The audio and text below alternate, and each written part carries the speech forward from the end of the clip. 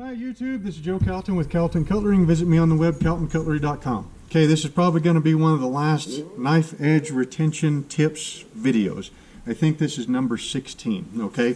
And this one is going to be, I mean, we've covered it all. Hey, easy, Wyatt. We've covered it all. We've gone over expectations, corrosion, the fact that sharpening isn't a bad thing, the burr, de-stressing the edge, glazed or dirty stones, picking the right sharpening grit, plugged edges, sharpening angles, practice sharpening, knife skills, some steel types, let's see, 2 abrasion resistant, hardness of your steel, burnt edges, and now we're going to do a quick and dirty example. Okay, so a couple days ago, you know, it's springtime in Wyoming, right? Which means that we can have snow one day, we're always going to have high winds. We can have 70 degrees the next day. You know, it just is what it is, right? Even torrential rain sometimes. But it's springtime. So, you know, I've got some fruit trees out in front of the house that I planted.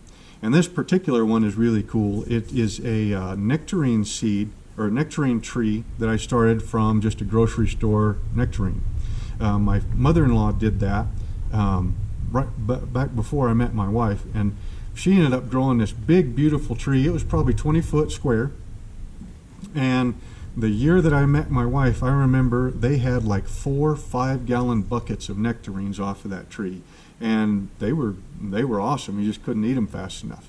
I didn't know how to make wine back then, so I didn't. But now, granted, they were in town, in a city lot with a fenced-in backyard with a privacy fence. So they had a really nice microclimate. These ones are struggling a little bit.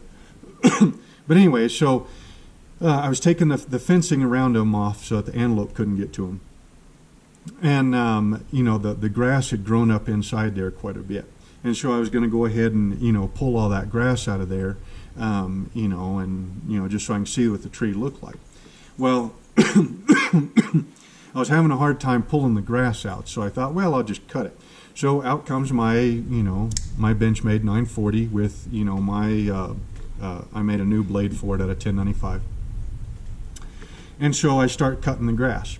Well, the first half a dozen cuts went really nice and easy, and then all of a sudden you could tell that edge started slipping, and then, you know, next half a dozen cuts, you know, then the edge pretty much completely quit working, and then it was just the edge geometry, you know, that was shearing through the grass. Now, this is 1095 high carbon steel, and it's got really nice fine grain in it, and it's run to a Rockwell of 62, 63. That edge was completely gone, and I'll tell you why. We have wind out here like no place else I've ever been. Now, I've never been to Chicago. I've heard that's the Windy City, but I would lay money that Cheyenne, Wyoming is one of the windiest places around, because it's the windiest place I've ever lived. Now, out here on the prairie, that wind picks up sand and dirt and grit and pounds it into any possible crack or anything that it can find. So the grass out here, the prairie grass, is incredibly abrasive, especially when it's growing up into, you know, like a confined space, and all that wind just pounds all that grit into it. You're basically cutting sandpaper grass, okay? Now, I haven't tried any of the newest, you know, super steels to see how well they would cut grass, but I can't imagine that anything is going to be cutting sand very well, right? And it completely wore the edge off of that knife. Now, the knife was able to keep working because this is a full flat grind, okay? In fact, I ground it down to a burr after I heat treated it, and, you know, when I made the thing. So a complete full flat grind like that will still act as a pretty good shear even when the edge is completely gone. So anyway, I got all the grass cut, got it all cleaned up, looking all good, and then I stuck the knife back in my pocket, and I said to myself, "Self, you better go ahead and sharpen the knife up as soon as you get back to the shop." I get back to the shop, my wife says, "Hey, let's go have lunch." So of course, I forgot all about sharpening my knife, and we went and had lunch.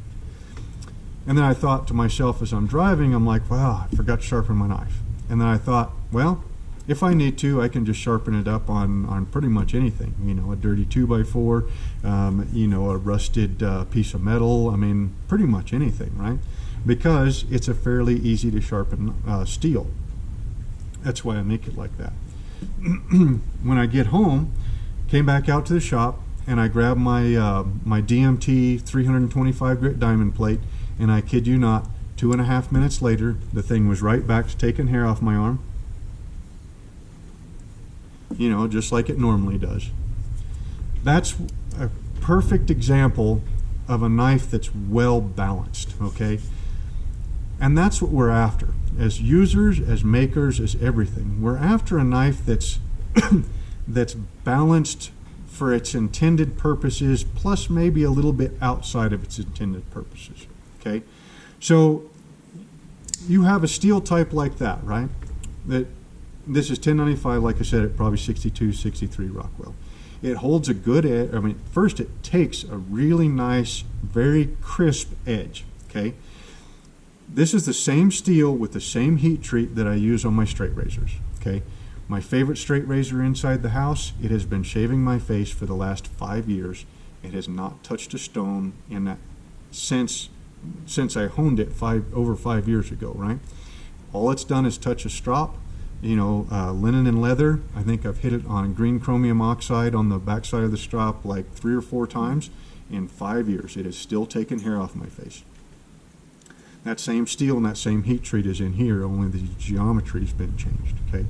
So this steel will hold a good edge, it'll take a great edge, it'll hold a good edge for a reasonable amount of time, and then when it needs to be sharpened, it only takes a minute or two to bring that thing right back to a, you know, a good crisp edge again, okay? I would call that, and it's got geometry that will work even when the edge is gone, all right? I would call that an example of a perfectly balanced knife, all right? A knife like this Victorinox Tinker, okay? It is pretty soft stainless steel, right? But it's very corrosion resistant. The softness means that if I beat it up and I start using it to scrape gaskets or, you know, cut, you know, baling wire, or if I have to cut some actual wire with it, you know, it'll do that. Sure, it'll wreck the edge, but it's nice and easy to sharpen up and maintain afterwards, okay?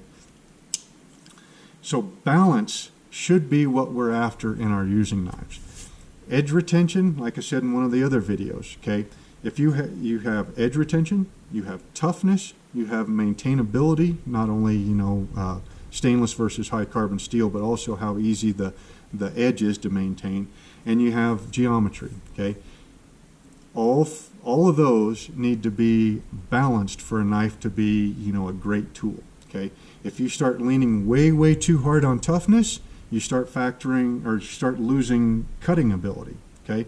If a knife is that frickin' wide or that thick, it's not going to cut through stuff very easy. If a knife is this thick, okay, and it's not going to have very much toughness.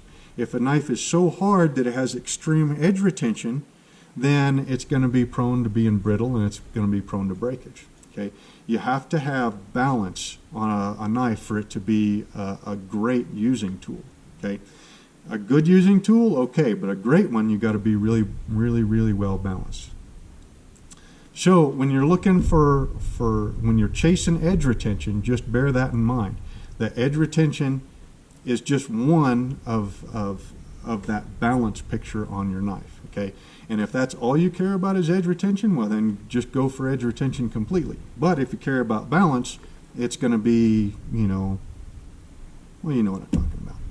So again, this is Joe Calton with Calton Cutlery. You can visit me on the web, caltoncutlery.com. Hope you enjoyed the video, hope you enjoyed the series, and we will see you next time.